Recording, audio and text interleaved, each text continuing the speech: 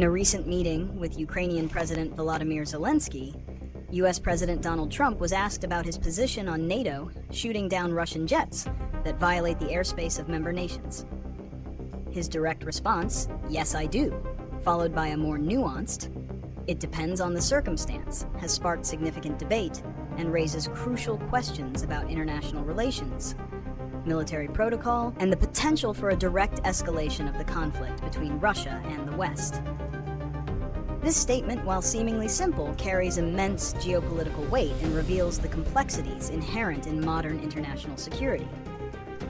The statement's context is rooted in a series of recent incidents where Russian military aircraft and drones have violated the airspace of NATO countries, including Estonia, Poland, and Romania. These incursions are widely viewed as deliberate provocations, designed to test the alliance's resolve and expose any potential weaknesses in its collective defense. NATO's official response to these violations has typically been measured and follows a clear escalation ladder: identification, visual signals, and then escorting the Russian aircraft out of the airspace. Lethal force is considered an absolute last resort, reserved for situations where there is an immediate threat to life or a clear act of aggression. Reasons and consequences. The primary reason for Trump's statement is likely a desire to project an image of strength and resolve. It aligns with his long-held America first and peace through strength foreign policy philosophy. By advocating for a more aggressive response, he aims to deter future Russian provocations and signal that NATO's borders are not to be trifled with.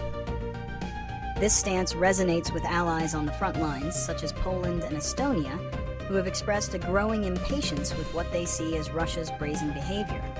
The statement can be seen as an attempt to empower these nations and reassure them of US backing. It also serves to differentiate his approach from that of previous administrations, which he often criticized as being too passive. However, the consequences of such a policy shift could be severe and far-reaching. The most immediate and dangerous consequence is the risk of direct military confrontation between a NATO member and Russia, a nuclear power. The current rules of engagement are designed to de-escalate tensions and prevent miscalculation.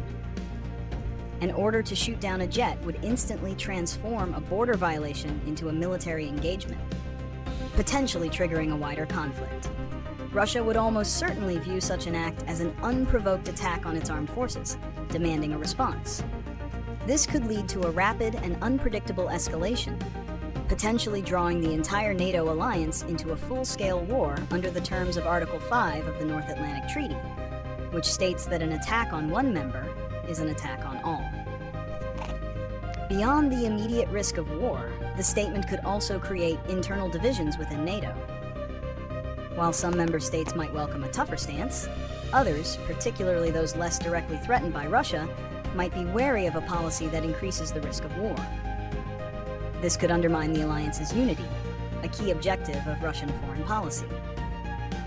The depends on the circumstance caveat, while offering a degree of flexibility, also introduces ambiguity, which could lead to confusion and a lack of a unified response in a crisis.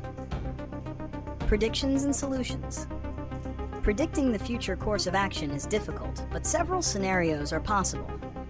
One prediction is that despite the rhetoric, NATO's official policy will not change dramatically. The alliance's leadership, including its Secretary General, has consistently emphasized caution and a preference for de-escalation. Military commanders on the ground are unlikely to change their rules of engagement without a formal, unanimous decision from all member states, which would be a long and complex process. Therefore, the immediate practical effect of the statement may be minimal. Another prediction is that the statement will be used by some member nations as a form of strategic ambiguity. By signaling a willingness to use force without explicitly committing to it, they may hope to make Russia second-guess its provocations. This could lead to a subtle but important shift in the psychological balance of power.